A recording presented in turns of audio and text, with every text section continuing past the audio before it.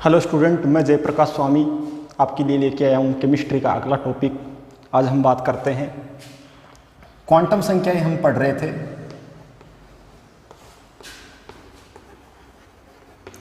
Quantum संख्याओं में हमने दो तरह की क्वांटम संख्या हमने पढ़ी थी। चार प्रकार की क्वांटम संख्या होती है, मैंने नाम बताए थे। पहली है मुख्य क्वांटम संख्या, जो कि अभी कोश के बारे में जानकारी देती है और ऊर्जा के बारे में बताती है। ठीक है। दूसरी हमारी क्वांटम संख्या है दिगंशी क्वांटम संख्या, ये हमें उपकोश के बारे में जानकारी देती है।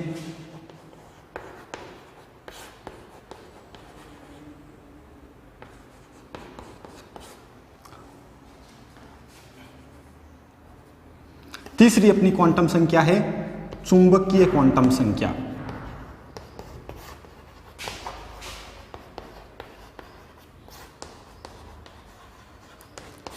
और चौथी अपनी क्वांटम संख्या है चक्रण क्वांटम संख्या।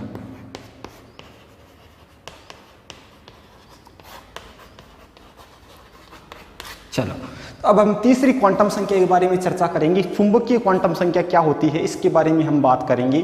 चुंबकीय क्वांटम संख्या हमें किस चीज के बारे में जानकारी देती है और ये हमें क्या जानकारी देती है। क्वांटम संख्या के बारे में मैंने आपको बताया था। क्वांटम संख्याएं होती क्या है, ये हमें किसके बारे में बताती है, ये इलेक्ट्रॉन की स्थिति के बारे में हमें जानकारी देती है कि इलेक्ट्रॉन जो होता है वो परमाणु के अंदर किस प्रकार से, किस कोश में, उपकोश में, कहाँ पर व्यवस्थित होता है, इसके बारे में हमें क्वांटम संख्याएं जानकारी देती है। इसके बाद में हमने पिछले वीडियो के अंदर मुख्य क्वांटम संख्या और दिगंशी क्वांटम संख्या, ये दो क्वांटम संख्याओं के बारे में हमने पढ़ा था। अब हम नेक्स्ट क्वांटम संख्या आती है चुंबकीय क्वांटम संख्या। ठीक है। चलो, चुंबकीय क्वांटम संख्या के बारे में बात करते हैं कि ये क्या होती है।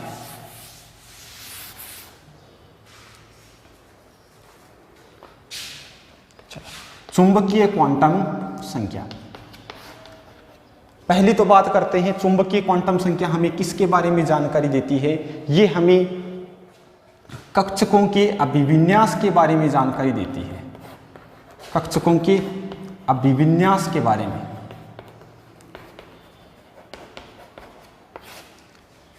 अभिविन्यास कक्षकों का किस प्रकार से पाया जाता है, इसके बारे में हमें चुंबकीय क्वांटम संख्याएं जानकारी देती है। दूसरी हम बात करें इसके जो मान होते हैं, इसके जो मान होते हैं वो 2l+1 होते हैं। 2l+1 होते हैं। और तीसरी हम बात करते हैं इसके जो मान हैं वो +l से लेके -l तक होते हैं। इसके जो मान है वो +l से लेके -l तक होते हैं। ठीक है। चलो, अब हम बात करते हैं ऑर्बिटल के बारे में। हमने तीन बातें पढ़ी चुंबकीय क्वांटम संख्या के अंदर। पहली बात क्या थी, ये जो है वो कक्षकों के अभिविन्यास के बारे में हमें जानकारी देती है। दूसरी हमने बात पढ़ी कि इसके जो मान है वो 2l+1 के अनुसार निकाले जाते हैं। 2l+1, अल यहाँ पे क्या है, दिगंशी क्वांटम संख्या को रिप्रेजेंट करता है। और इसके जो मान होंगे वो किसके अनुसार होंगे, +l से लेके कहाँ तक होंगे, -l तक होते हैं। ठीक है। चलो, अब हम बात करते हैं कि मान लो जैसे हमें चुंबकीय क्वांटम संख्या s ऑर्बिटल के लिए चुंबकीय क्वांटम संख्या निकालनी है। ठीक है। तो s के लिए m का जो मान होगा वो किसके अनुसार निकालते हैं, हमें 2l+1 के अनुसार निकालते हैं। और आपको पता है l जो है वो s के लिए l का मान कितना होता है, 0, p के लिए 1, d के लिए 2 और f के लिए 3 होता है। ठीक है। तो इसके अनुसार हम m के मान निकाल लेंगे तो m के कितने मान आ जाएंगे, 2 × 0 + 1। तो m का मान क्या होता है, केवल एक ही m का मान आता है। ये कुल मान की बात हो रही है, यहाँ पे कुल मान m का एक ही होता है। p की बात करें तो p का कुल मान कितना हो जाएगा, 3, d के कुल मान कितने हो जाएंगे, 5 और f के कुल मान कितने हो जाएंगे, 7। ठीक है। ये m की कुल मानों की संख्या होती है। अब होंगे किस प्रकार से, तो आपको पता है s ऑर्बिटल एक ही होता है। ठीक है। और इनकी जो मान मैंने बताए थे वो क्या बताए थे, +l से लेके -l तक। अब s के लिए l का मान कितना होता है, 0 होता है। तो इसका मान भी क्या होगा, 0 ही होगा। मतलब s ऑर्बिटल के लिए m का जो मान होता है वो 0 होता है। ठीक है, चलो p के लिए बात करते हैं। p ऑर्बिटल कितने होते हैं? 3 होते हैं, तो मान भी 3 ही आएंगे, नॉर्मल सी बात है। m के मान भी 3 ही आएंगे, कहाँ से कहाँ तक? प्लस l से माइनस l तक, मतलब एक के लिए +1 होगा, एक के लिए मान 0 होगा और एक के लिए -1 होगा। ठीक है, इसी प्रकार से d के लिए बात करता हूं मैं। d के लिए टोटल कितने मान हो जाएंगे? टोटल मान हो जाएंगे 5। ठीक है, कहाँ से कहाँ तक होते हैं? प्लस l से माइनस l तक होते हैं, तो ये क्या हो जाएगा? +2 +1 0 -1 -2। ये +2 कहाँ से आया ये आपको पता होगा, +l।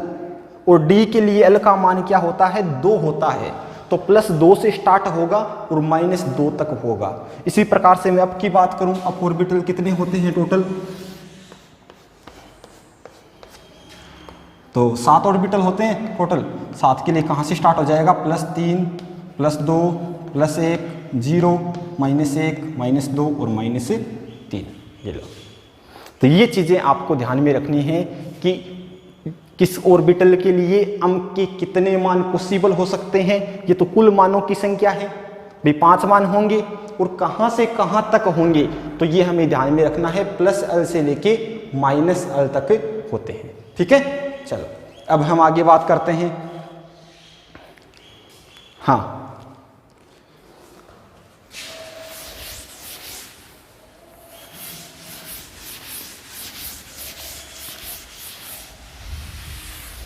अब हमें ध्यान में रखना है कि p ऑर्बिटल जो हैं वो आपको पता है 3 होते हैं। ठीक है, p ऑर्बिटल 3 होते हैं। एक तो होता है px, एक होता है py और एक होता है pz। तो कौन से लिख के लिए मान कौन सा होगा? तो इसके लिए +1 हो जाएगा, इसके लिए 0 हो जाएगा, इसके लिए -1 हो जाएगा। इसी प्रकार से मैं अगर d की बात करूं तो d ऑर्बिटल जो होते हैं वो 5 होते हैं। तो 5 में से a के लिए तो मान +2 होगा, +1 होगा, 0 होगा, -1 होगा और -2 होगा। अभी किस प्रकार से होते हैं? तो देखिए, आप d ऑर्बिटल के बारे में आप जानते हो, तो d ऑर्बिटल 5 प्रकार के होते हैं। ठीक है, d ऑर्बिटल 5 प्रकार के होते हैं। इनके नाम क्या क्या होते हैं? dxy, dyz, dxz, dx² -y² और dz²। ठीक है, अब कौन से के लिए कौन सा मान होता है? तो इसके लिए आप देखिए, ये जो +2 जो मान होता है वो dxy के लिए होता है। +1 जो मान होता है वो होता है dyz के लिए, और ये जो -1 जो मान होता है वो होता है dxz के लिए। ठीक है, और ये जो 0 जो मान होता है वो मान किसके लिए होता है? ये होता है dz² के लिए, और -2 जो मान होता है वो होता है dx² -y² के लिए। ठीक है, तो ये आपकी हो गई चुंबकीय क्वांटम संख्याओं के बारे में संपूर्ण डिटेल। ये आपको पता होनी चाहिए कि डी के चुंबकीय क्वांटम संख्याओं की किसी उपकोष के लिए कितने मान पॉसिबल हो सकते हैं और वो कहाँ से लेके कहाँ तक होते हैं। तो इनके बारे में आपको जानकारी होनी चाहिए। अभिविन्यास के लिए बताता है कि कौन से कक्षक का जो अभिविन्यास है वो किस प्रकार से होता है, इसके बारे में हमें चुंबकीय क्वांटम संख्याएं जानकारी देती है। ठीक है, चलो अगली क्वांटम संख्या आती है इसके बाद में, चौथी क्वांटम संख्या और लास्ट क्वांटम संख्या है अपनी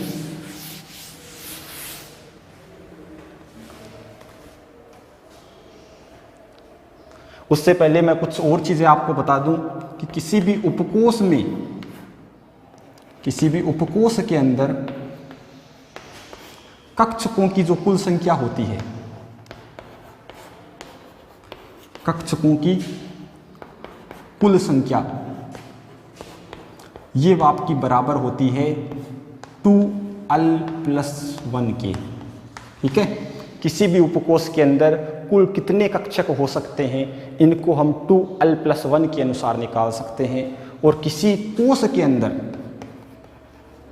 अंदर कक्षकों की जो कुल संख्या है,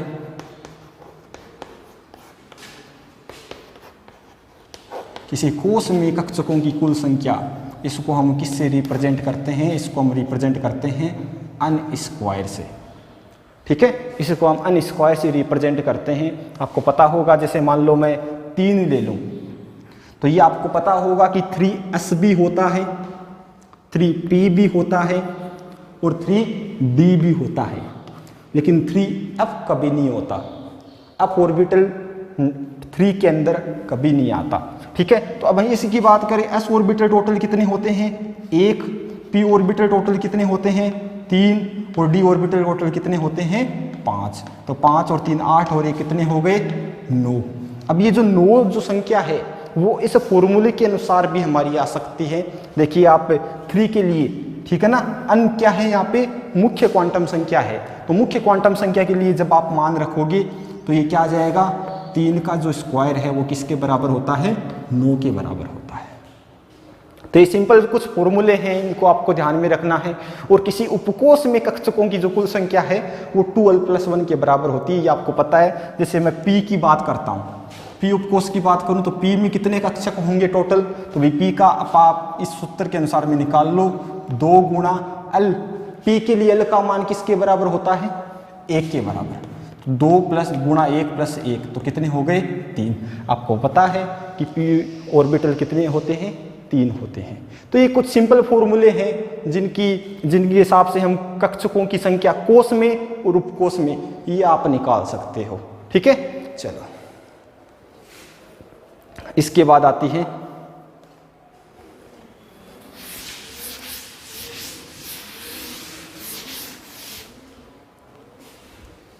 चक्रण क्वांटम संख्या।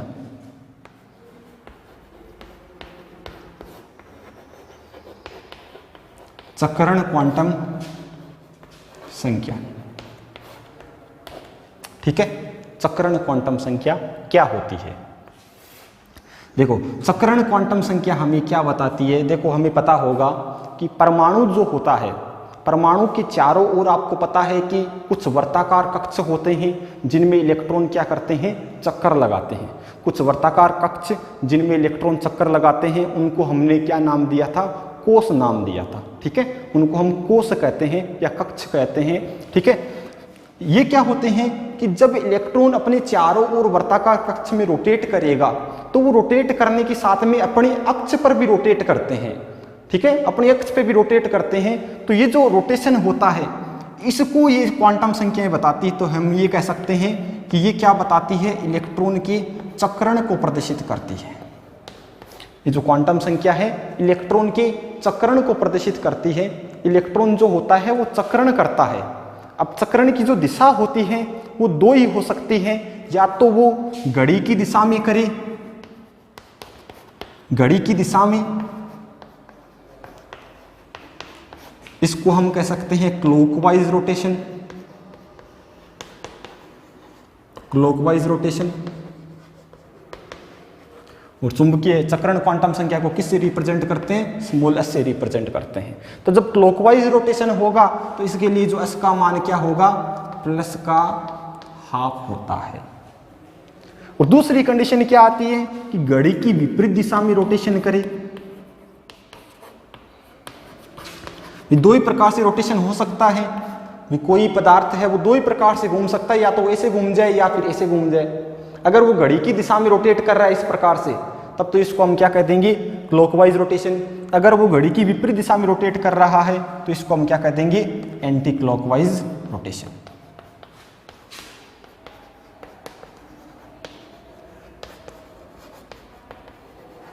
तो इसके लिए जो s का मान होगा वो किसके बराबर हो जाएगा -12 की। मतलब s के जो मान होते हैं वो 2 ही मान होते हैं, या तो +12 होगा या -12 होगा। +12 किसके लिए होता है क्लॉकवाइज रोटेशन के लिए होता है, और -12 किसके लिए होता है वो एंटी क्लॉकवाइज रोटेशन के लिए होता है। चलो अब इसके हम कुछ एग्जाम्पल देखते हैं। किसी भी ऑर्बिटल के लिए या किसी भी परमाणु के लिए अगर हमें चारों क्वांटम संख्याओं के मान अगर लिखने हो तो वो मान हम किस प्रकार से लिखते हैं, कुछ एग्जाम्पल के थ्रू इसका अध्ययन करेंगे हम। तो देखिए आप, जैसे आपको कह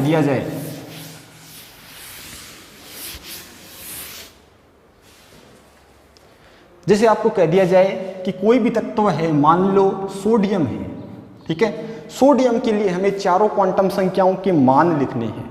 ठीक है, तो आप किस प्रकार से लिखोगे, सोडियम तत्व है, अब आपको ये पता होना चाहिए कि सोडियम आता कितने नंबर पे है। आपको परमाणु क्रमांक, आप केमिस्ट्री पढ़ रहे हैं तो आपको परमाणु क्रमांक, आप तत्व का नाम और उसके प्रतीक के बारे में आपको अच्छी तरह से जानकारी होनी चाहिए, ठीक है। तो सोडियम जो है वो 11 नंबर पे आता है, परमाणु क्रमांक 11 होता है इसका पहले इलेक्ट्रॉनिक विन्यास लिखते हैं। तो इलेक्ट्रॉनिक विन्यास के लिए कौन से सिद्धांत को काम में लिया जाता है, अभी मैं आपको बताऊंगा। वो सिद्धांत होता है, उसके थ्रू हम इलेक्ट्रॉनिक विन्यास लिखते हैं। इलेक्ट्रॉनिक विन्यास सोडियम का किस प्रकार से होगा, 1s2 2s2 2p6 3s1, ये इलेक्ट्रॉनिक विन्यास लिखने का क्रम होता है। तो ये टोटल 11 इलेक्ट्रॉन आने चाहिए। s की मैक्सिमम कैपेसिटी कितनी होती है, 2 इलेक्ट्रॉन की, और p की जो मैक्सिमम कितनी होती है, 6 इलेक्ट्रॉन की, ठीक है। और s की मैक्सिमम 2 होते हैं, तो 2 2 4 और 6 10 और 1 11। अब हमें देखना है कि जो अंतिम इलेक्ट्रॉन है वो कौन से कक्ष में जा रहा है, कौन से कक्षक में जा रहा है। अंतिम इलेक्ट्रॉन यहाँ पे किस में गया है, 3s1। इन अंदर वालों से हमें कोई लेना देना नहीं है, अंतिम इलेक्ट्रॉन जिसमें जा रहा है उसी का हम देखते हैं क्वांटम संख्या, उसी से ज्ञात की जाती है।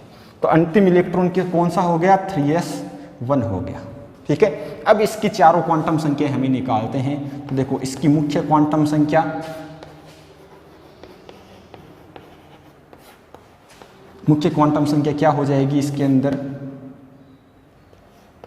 मुख्य क्वांटम संख्या स्मॉल n का मान क्या होगा, देखिए ये देखिए आप, इसके अंदर ये जो आगे जो संख्या दी हुई होती है ये संख्या मुख्य क्वांटम संख्या को रिप्रेजेंट करती है, ये n की वैल्यू होती है। तो मुख्य क्वांटम संख्या का मान कितना हो गया इसके अंदर, 3 हो गया। अब दूसरी बात करते हैं द्विगंशी क्वांटम संख्या।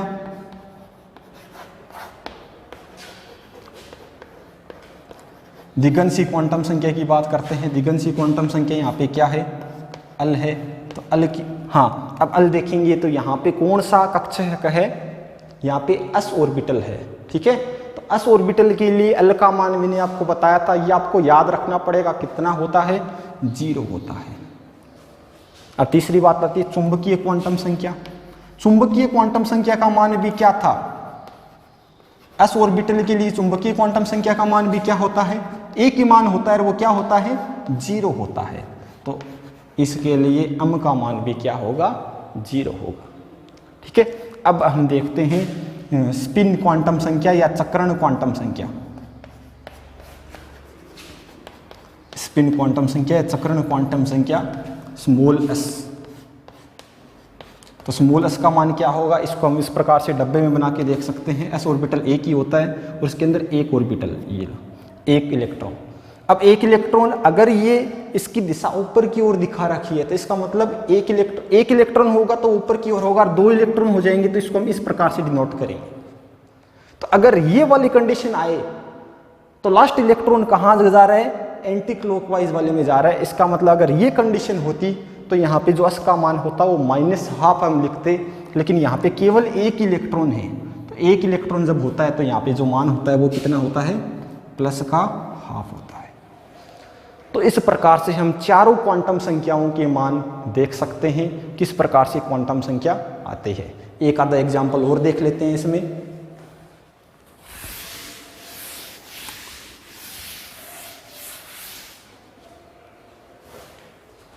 जैसे मान लो आपको कह दिया जाए कि 3d2z² जो है, इसके लिए आपको चारों क्वांटम संख्याओं के मान बताने हैं। तो चारों क्वांटम संख्याओं के मान किस प्रकार से देखोगे आप, मुख्य क्वांटम संख्या n का मान कैसे देखते हैं, जो भी इसके आगे जो संख्या लिखी होती है वो मुख्य क्वांटम संख्या होती है। तो इसके लिए इसका मान कितना हो जाएगा, 3 हो जाएगा। दूसरा जो है वो अल है। अल कैसे देखते हैं, द्विगंशी क्वांटम संख्या कैसे देखते हैं, उपकोष से देखते हैं। अब यहाँ पे कौन सा ऑर्बिटल है, d ऑर्बिटल है। तो d के लिए कितना हो जाएगा, d के लिए अल का मान कितना होता है, 2 के बराबर होता है, ठीक है। m की बात मैं करूं तो m के लिए आपको यहाँ पे याद रखना पड़ेगा, मैंने बताया था dz² जो होता है इसके लिए m का जो मान होता है वो 0 के बराबर होता है। और s की अगर मैं बात करूं तो s यहाँ पे क्या होता है, अब देखो d के अंदर कितने इलेक्ट्रॉन आ रहे हैं, 2 इलेक्ट्रॉन आ रहे हैं, सॉरी 2 नहीं होगा, यहाँ पे हम 3 कर सकते हैं, ठीक है। तो अब 3 करेंगे ये लो, एक पहला ये हो गया, दूसरा ये हो गया, तीसरा ये हो गया। तो जब ऊपर की वो रोटेशन हो तो मैंने बताया था कि हमें कितना करना है, s का मान प्लस का 1/2 करना है। तो ये चारों क्वांटम संख्याओं के मान यहाँ पे आ गए। आप किसी भी ऑर्बिटल या किसी भी तत्व की चारों क्वांटम संख्याओं का मान देख सकते हैं। ठीक है, तो ये कुछ एग्जाम्पल हो गए क्वांटम संख्याओं के बारे में, और इसी के साथ क्वांटम संख्या आपकी कंप्लीट होती है। चलो अब आगे हम बात करते हैं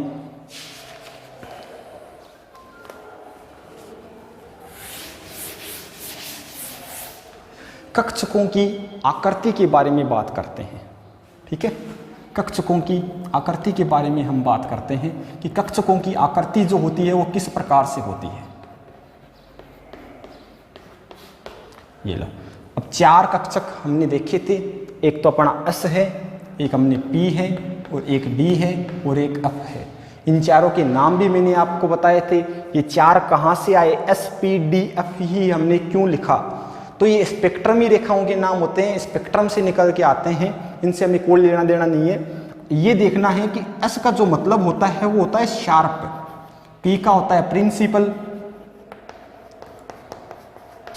D का होता है डिफ्यूज्ड, और F का मतलब होता है फंडामेंटल। ठीक है, तो ये 4 कक्षक जो होते हैं इनके अलग अलग नाम हैं। इन कक्षकों की आकृति के बारे में हमें अध्ययन करना है कि इनकी आकृति जो होती है वो किस प्रकार से होती है। पहले तो मैं आपको कक्षकों की परिभाषा बताता हूँ, कक्षक होते क्या हैं। ठीक है, कक्षक वह स्थान होते हैं, नाभिक के चारों ओर का वह स्थान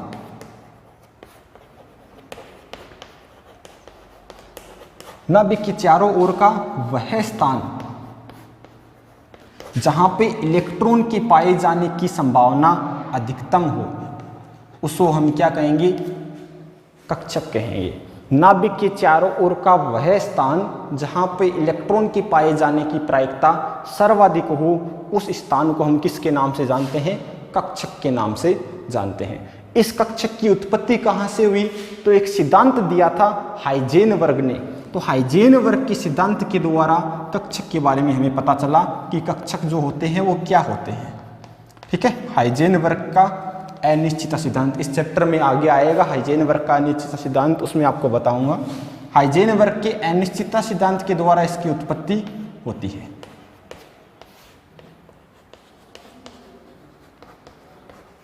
ठीक है, तो क्या देखना है हमें, नाभिक के चारों ओर का वह स्थान जहां पर इलेक्ट्रॉन के पाए जाने की प्रायिकता अधिकतम हो, उसको हम क्या कहते हैं, कक्षक कहते हैं।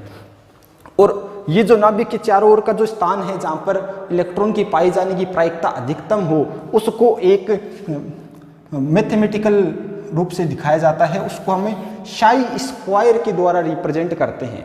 ये क्या होता है, शाई स्क्वायर क्या होता है, ये नाभिक के चारों ओर जो इलेक्ट्रॉन की डेंसिटी होती है उसको रिप्रेजेंट करता है। तो इसको हम शाई स्क्वायर से डिनोट करते हैं। शाई स्क्वायर का मतलब जितनी ज़्यादा इलेक्ट्रॉन की डेंसिटी नाभिक के चारों ओर होगी, शाई स्क्वायर का मान उतना ही अधिक होगा। ठीक है, चलो अब हम बात करते हैं पहले शेप ऑफ वनस ऑर्बिटल।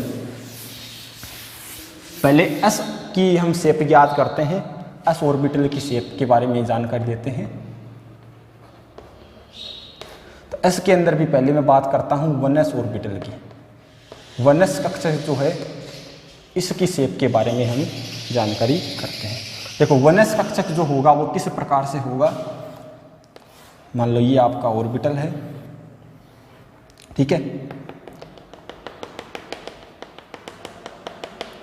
तो आपको पता होगा कि मैंने बताया भी था पिछले वीडियो के अंदर, एस ऑर्बिटल की जो आकृति होती है वो गोलाकार होती है।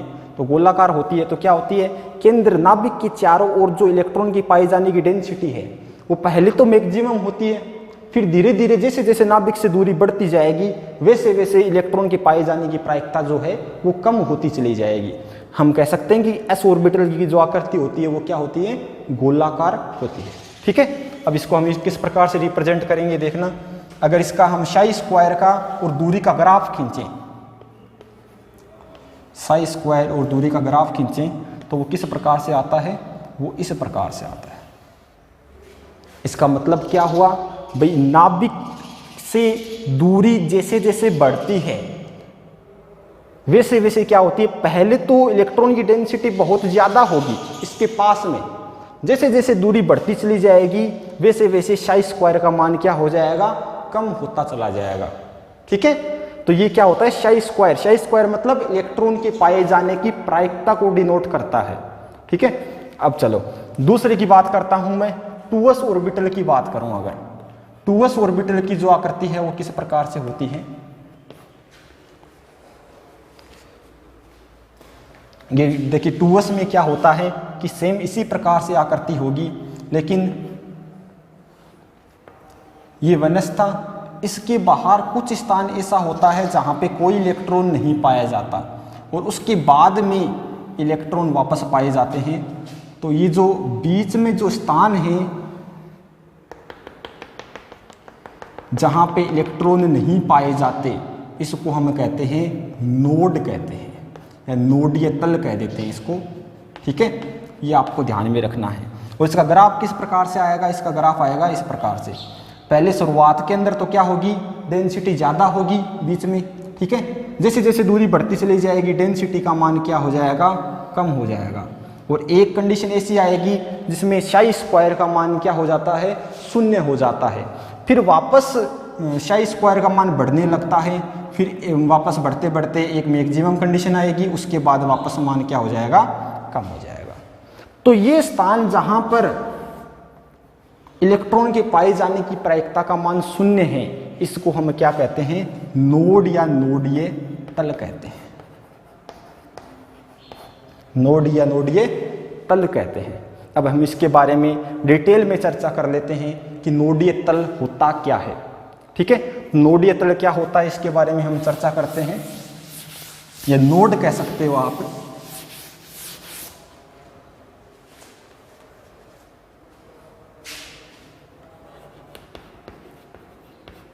नोड कह सकते हो या नोडीय तल कह सकते हो। नोड जैसे मैंने परिभाषा में बताया, इसकी परिभाषा क्या दे सकते हो, वह नाभिक के चारों ओर का वह स्थान जहां पर इलेक्ट्रॉन के पाए जाने की प्रायिकता शून्य हो, उस स्थान को हम क्या कहते हैं, नोड कहते हैं। ठीक है, नोड कहते हैं। अगर इसको और डिटेल में जानना चाहो तो मैं बता देता हूं, नोड जो होती है वो दो प्रकार की होती है।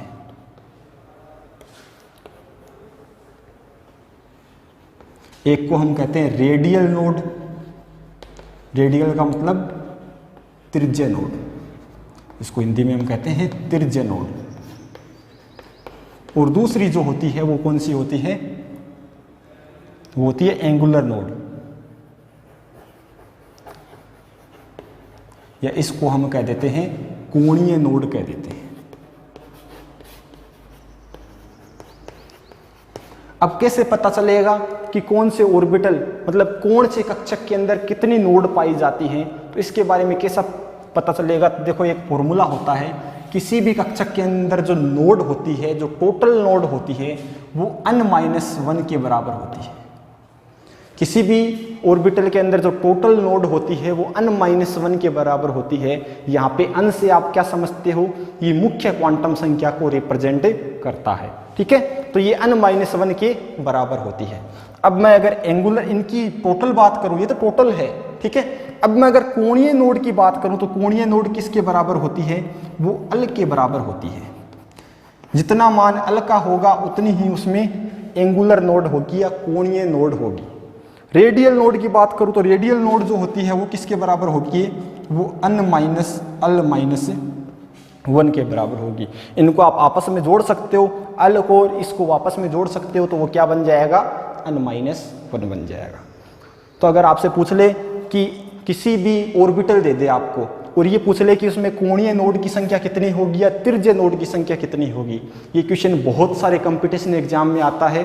और अभी प्रथम श्रेणी जो व्याख्याता भर्ती हुई थी 2018, उसका भी जनवरी 2020 में एग्जाम था, उसके अंदर भी ये क्वेश्चन आया था कि एक ऑर्बिटल दे दिया था। जैसे मैं आपको एग्जाम्पल दे देता हूँ कि जैसे मान लो 3p है। ठीक है, अब आपको पूछ ले कि 3p के अंदर आपको त्रिज्य नोड की संख्या बतानी है, तो आप किस प्रकार से बताओगे, फॉर्मूला क्या होता है, n-1।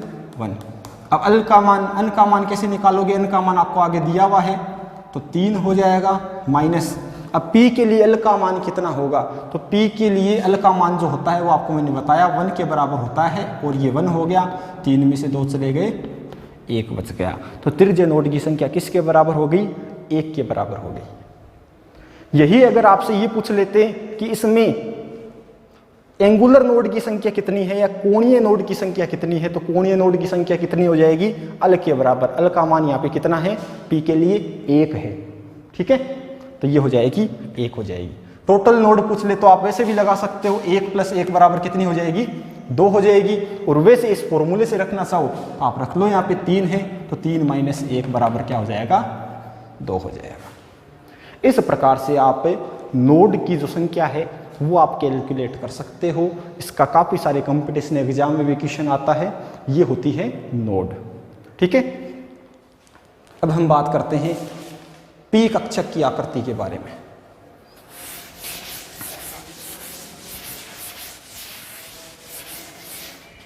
पी कक्षक की आकृति के बारे में बात करते हैं। पी कक्षक की आकृति किस प्रकार से होगी, मैंने आपको बताया था पी कक्षक जो होता है उसकी आकृति होती है डंबलाकार। पी कक्षक की जो आकृति होती है वो किसी होती है, डंबलाकार होती है। डंबलाकार मतलब 2 डंबल होती है, 2 डंबल होती है इसके अंदर। जैसे आपको पता है कि पी ऑर्बिटल होते कितने हैं, पी अक्ष होता है, एक पी वाई होता है और एक पी जेड होता है। तो इनकी आकृति की जब मैं बात करूंगा तो इनकी आकृति किस प्रकार से हो जाएगी, भी 3 एक्सिस होती है, आपको पता है 3 एक्सिस होती है। अगर मान लो ये मान लो अक्ष है, ये वाई है, ये जेड है। अगर ये मान लो अक्ष लोब पे है तो इसका ये क्या हो जाएगी, पी अक्ष हो जाएगी। अगर वाई पे आती है, ये डंबल अगर वाई पे आता है तो ये वाई हो जाएगा। अगर ये डंबल जेड पे आता है तो ये पी जेड हो जाएगा। इस प्रकार से पी कक्षक की जो आकृति होती है वो डंबलाकार होती है। इस प्रकार से 2 डंबल आपको दिखाई देगी, ये अलग अलग एक्सिस है। अक्ष पे होगा तो इसको हम पी अक्ष कह देंगे, वाई पे होगा तो पी वाई कह देंगे, जेड पे होगा तो पी जेड कह देंगे। ये होती है आपकी पी कक्षक की आकृति, हम डंबलाकार आकृति इसको कहते हैं। अब अगर इसका ग्राफ देखा जाए तो ग्राफ जब हम देखेंगे इसका वो किस प्रकार से आएगा, साई स्क्वायर का और आर का जो ग्राफ आएगा वो किस प्रकार से आएगा। पहले तो देखो होगा क्या, यहाँ पे भी एक नोड है, ये देखो आप, ये जो स्थान है यहाँ पे इलेक्ट्रॉन की पाए जाने की प्रायिकता 0 होती है। या तो इलेक्ट्रॉन इधर पाया जाएगा और या फिर इधर पाया जाएगा। तो अगर मैं मान लो यहाँ से स्टार्ट करूँ, ठीक है, यहाँ से स्टार्ट करूँ तो पहले तो क्या होगा, इलेक्ट्रॉन का घनत्व बढ़ता चला जाएगा, फिर वापस कम होगा। कम कहाँ पे होगा, यहाँ तक आते आते कम हो जाएगा और यहाँ पे एक स्थान आएगा जहाँ पे इलेक्ट्रॉन के पाए जाने की प्रायिकता 0 है। और ये स्थान जो होगा इसको हम क्या कह देंगे, नोड कह देंगे। फिर वापस बढ़ेगा और फिर एक स्थान आएगा मैक्सिमम हो जाएगा, उसके बाद क्या हो जाएगा, कम हो जाएगा। तो ये जो ग्राफ आता है वो पी के लिए ग्राफ आता है। आकृति मैंने आपको बता दी डंबलाकार होती है, ये इस प्रकार से इसका ग्राफ आता है और ये तीनों पी कक्षक की आकृति है, ठीक है। चलो अब इसके आगे हम बात करते हैं। अगला कक्षक है अपना डी कक्षक।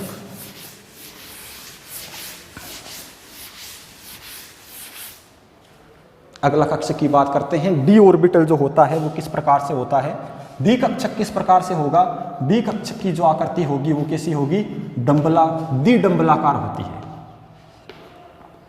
डी कक्षक की जो आकृति होती है वो द्विडंबलाकार होती है। और ये टोटल संख्या में कितने होते हैं, डी कक्षक 5 होते हैं। डी कक्षक जो होते हैं वो 5 कक्षक होते हैं। कौन कौन से, डी अक्ष वाई, डी वाई जेड और डी अक्ष जेड। 3 तो ये हो गए। इनकी जो लोब होगी वो आपकी एक्सिस के मध्य मिलेगी। और 2 ऐसे होते हैं जिनकी लोब जो होती है वो अक्ष पर होती है, तो इनको हम कह देंगे D X square minus Y square और डी जेड स्क्वायर, ठीक है। अब देखिए आप, 5 की आकृति बना देता हूं मैं। पहले तो इन तीनों की बना दूं। ये x है, ये y है। अगर इसकी जो लोब है वो इस प्रकार से हो, देखो डंबल 2 मिलेगी इसके अंदर, आपको मैंने बताया था। ये देखो इस प्रकार से द्विडंबलाकार आकृति होती है। अगर ये x और y के बीच में है तो इसको मैं कह दूंगा डी अक्ष y, ठीक है।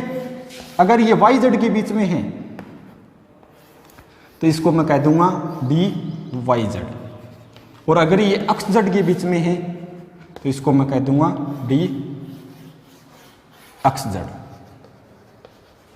ये तो बात होती है इन तीनों ऑर्बिटल की, जिनकी लोब आपको कहाँ मिलेगी, ये जो एक्सिस है इनके बीच में आपको लोब मिलेगी। ठीक है, ये जो तीन हैं आप आगे इनका अध्ययन करोगे, कोऑर्डिनेशन के अंदर आपने 12वीं में अध्ययन किया होगा। इन तीनों ऑर्बिटल को T2G ऑर्बिटल के नाम से भी जाना जाता है। ठीक है, अब मैं बात करता हूं उन दोनों के बारे में जिनको EG कक्षक के नाम से भी जाना जाता है, और वो कक्षक की आकृति किस प्रकार से होगी देखिए आप।